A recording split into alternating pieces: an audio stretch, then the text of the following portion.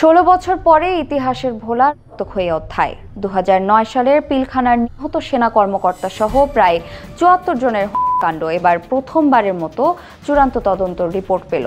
আজ জাতীয় স্বাধীন তদন্ত কমিশনের প্রতিবেদন প্রধান উপদেষ্টা মোহাম্মদ ইউনূসের কাছে জমা পড়েছে। রিপোর্ট অনুযায়ী শুধু একদলীয় বিদ্রোহ নয়, ছিল পরিকল্পিত ষড়যন্ত্র যাতে জড়িয়ে আছে তৎকালীন শাসক দল এবং বহির্বিশ্বের ষড়যন্ত্রকারীরা। কমিশন বলছে পিলখানা কাণ্ড ছিল ধাপে ধাপে পরিকল্পিত, কোনো স্বেচ্ছাস্ফূর্ত বিদ্রোহ নয়। মূল সমন্বয়কারী হিসেবে চিহ্নিত হয়েছেন তৎকালীন সংসদ সদস্য শেখ ফজলে নূর তাপস। রক্ষা করতে তৎকালীন শাসক দল আওয়ামী লীগকে দলগতভাবে যুক্ত দেখানো হয়েছে।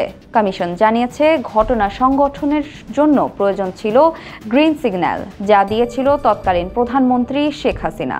এছাড়া তদন্তে বিদেশি অংশগ্রহণ, স্থানীয় ভোটবাজি দল, প্রিন্ট ও ইলেকট্রনিক মিডিয়া এবং কিছু সাংবাদিকদের অপেশাদার অংশগ্রহণের তথ্য পাওয়া গেছে বলে কমিশন দাবি করেছে।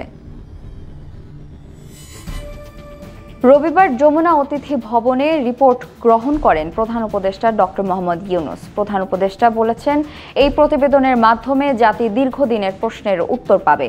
এই ইতিহাসের জন্য মূল্যবান দাপ্তরিক দলিল হয়ে থাকবে।